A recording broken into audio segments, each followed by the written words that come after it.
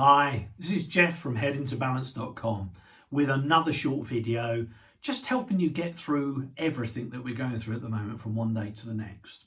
And what I wanted to focus on today was talking about internal dialogue. You know, that internal dialogue, that thing that sometimes that you use to do your thinking with. You know, it might well be when you're walking around the supermarket and you're deciding what it is that you're going to go along and buy, even though you've probably written a list.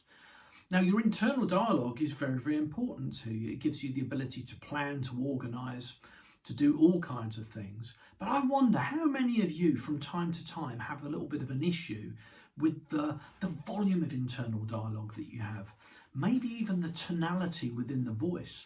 Sometimes, some of you, I know, talk to yourself in such a terrible way. If someone else spoke to you that way, you absolutely wouldn't accept it. So why are you accepting it from yourself? Well, the thing is maybe there's some things that we can do to go along and change that to some extent. And we've got a little experiment for you to go along and do today. What I'd like you to do now is just say a sentence to yourself. A sentence that you say to yourself maybe quite regularly. Now, it could be something as simple as the cat sat on the mat. And maybe for some of you, that's exactly what it is you are going to say when you do this exercise. But listen to your internal dialogue and from exactly where it is that you hear it. Now, I don't know if you'll hear it from your head, from your front, the back of the head, from the side, from the top, maybe from the body, from around here. I don't know where it is. Pay attention now when you say that internal dialogue to yourself. And then what I want you to do is to point to it. Now, I'm going to listen to my internal dialogue and point to mine. Now, for mine today, I think I'm hearing it about here. Now, what I want you to do is now imagine putting your internal voice onto the end of your finger. Now, put your voice on the end of your finger and hold it out at arm's length. Now, listen to your voice from here and just notice what's different about it. There is something different about it, isn't there?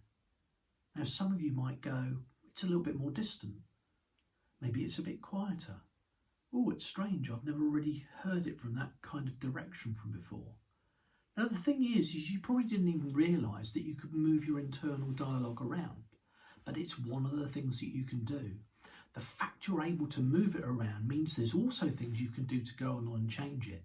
So there's one little thing that I'd like you to do today. Now, what I want you to do is to listen to that internal dialogue the way you normally do.